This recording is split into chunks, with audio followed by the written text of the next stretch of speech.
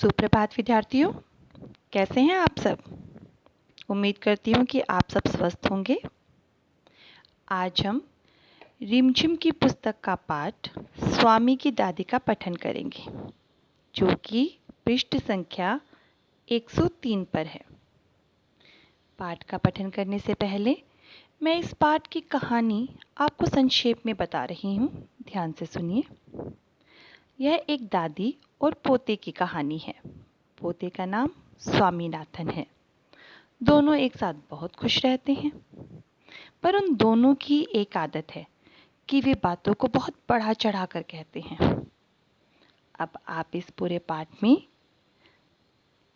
दादी और पोते का रिश्ता जानेंगे कि कैसा है और वह कैसे बातों को बढ़ा चढ़ा कर प्रस्तुत करते हैं, यह भी जानेंगे। पाठ पठन शुरू करने से पहले आप अपने हाथ में पेंसिल ले लीजिए, ताकि जो भी आपको नए शब्द लगें या कठिन शब्द लगें, आप उन्हें रेखांकित कर सकें, या फिर जिन शब्दों का मैं अर्थ बताऊं, आप उसे अपनी पुस्तक में लिख सकें। अब हम पाठ का पठन शुरू करते हैं। बैठक और भोजन कक्ष के बीच कम हवादार अंधेरे गलियारे की बंसी कोठरी में स्वामीनाथन की दादी अपने सारे सामान के साथ रहती थीं। यहाँ पर यह बताया गया है कि स्वामीनाथन की दादी बैठक, ड्राइंग रूम, भोजन कक्ष, डाइनिंग हॉल के बीच में एक ऐसे छोटे से कमरे में रहती थी जहाँ पर ना तो हवा की पूर्ण व्यवस्था थी और ना ही प्रकाश की। अगली पंक्ति में दादी के सामान के बारे में बताया गया है कि उनके पास क्या क्या सामान था। उनका सामान था 5 दरियों, 3 चादरों, 5 तकियों वाला भारी भरकम बिस्तर, पटसन के रेशे का बना एक वर्गाकार बक्सा। पटसन एक पदार्थ होता है जिससे कई चीज़ें बनती हैं, और दादी के पास पटसन का बना हुआ एक बक्सा था। वो भी कैसा? वर्गाकार। वर्गाकार यानी कि उस बक्से की लंबाई और चौड़ाई बराबर थी। और लकड़ी का एक छोटा बक्सा जिसमें तांबे के सिक्के, इलायची, लौंग और सुपारी पड़े रहते थे। दादी के पास एक छोटा सा बॉक्स और था, पर वह किससे बना हुआ था? लकड़ी से। और दादी उसमें क्या रखती थी? तांबे के सिक्के, इलायची, लौंग, सुपारी। इलायची, लौंग, सुपारी सभी बच्चों ने देखी होगी। रात के भोजन के बाद स्वामीनाथन दादी के पास उनकी गोद में सिर रखे लौंग, इलायची की गंध भरे वातावरण में अपने को बहुत प्रसन्न और सुरक्षित महसूस करता था। अब दादी और पोते ने रात का भोजन खा लिया है। अब पोता आकर अपनी दादी की गोद में सिर रखकर सो चुका है। नींद नहीं आई है, बस ऐसे ही सोया है। और उस कमरे में क्योंकि दादी इलायची, लौंग रखती थी तो उनकी खुशबू फैली हुई है, जहाँ पर वह बहुत ही खुश है और अपनी दादी के साथ खुद को महफूज मानता है। बड़ी प्रसन्नता से भरकर वह बोला, ओह दादी, तुम नहीं जानती राजम कितनी ऊंची चीज़ है। उसने दादी को राजम और मणि की पहले दुश्मनी और फिर दोस्ती की कहानी कह सुनाई। अब इन पंक्तियों में स्वामीनाथन अपने मित्र राजम और मणि के बारे में बता रहा है, जिनके बीच में पहले दुश्मनी थी, परंतु बाद में दोस्ती, मित्रता हो गई।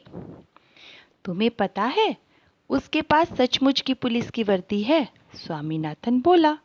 अब स्वामीनाथन बता रहा है कि उस छोटे से बच्चे के पास पुलिस की वर्दी यानी कि यूनिफॉर्म है। सच? उसे पुलिस की वर्दी क्यों चाहिए? दादी ने पूछा।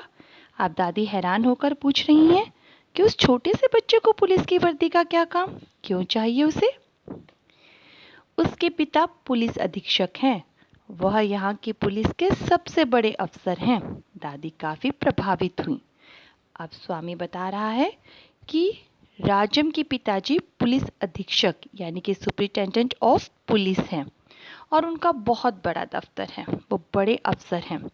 दादी ये सब बातें सुनकर बहुत प्रभावित हुई, यानी कि दादी पर इन बातों का बहुत असर हुआ। उनका सच में काफ़ी बड़ा दफ्तर होगा, उन्होंने कहा। अब दादी कहती हैं कि जब वो बड़े अफसर हैं तो उनका दफ्तर भी बड़ा होगा। फिर उन्होंने उन दिनों की कहानी सुनानी शुरू की जब स्वामीनाथन के दादा रोबदार सब मजिस्ट्रेट थे, जिनके दफ्तर में पुलिस वाले कांपते हुए खड़े रहते थे। उनसे डरकर खूंखार से खूंखार डाकू तक भाग खड़े होते थे। अब स्वामीनाथन अपने मित्र के बारे में बता चुका है, अब बारी है दादी की। और दादी किसके बारे में बता रही हैं? स्वामीनाथन के दादाजी के बारे में। वह कहती हैं कि स्वामीनाथन के दादाजी रोबदार सब मजिस्ट्रेट थे। सब मजिस्ट्रेट यानी कि न्यायाधीश थे, और वो बहुत रोबदार थे। वह इतने रोबदार थे कि पुलिस वाले उनसे डरते थे, कांपते थे। और खूंखार से खूंखार यानी खतरनाक से खतरनाक डाकू भी अपराध करने से पहले 10 बार सोचते थे, उनके रोब के बारे में जानकर, उनका रोब देखकर।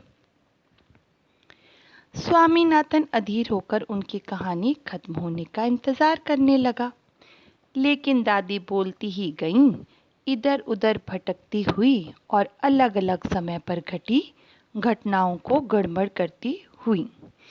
अब स्वामीनाथन जो कहानी सुन रहा था, वह उस कहानी के खत्म होने का इंतजार करने लगा कि अंत में क्या होगा। अधीर हो चुका था वो, व्याकुल।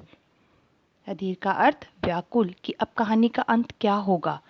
पर दादी ने उस कहानी का अंत नहीं किया, बल्कि उस कहानी के अंदर ही दूसरी कहानी को जोड़ दिया। दूसरी कहानी खत्म नहीं हुई कि तीसरी कहानी को जोड़ दिया। यानी दादी एक कहानी को खत्म करने से पहले ही उसमें दूसरी कहानी जोड़ देती और किसी भी कहानी के अंत तक नहीं पहुंची, सब कहानियों को आपस में मिला दिया।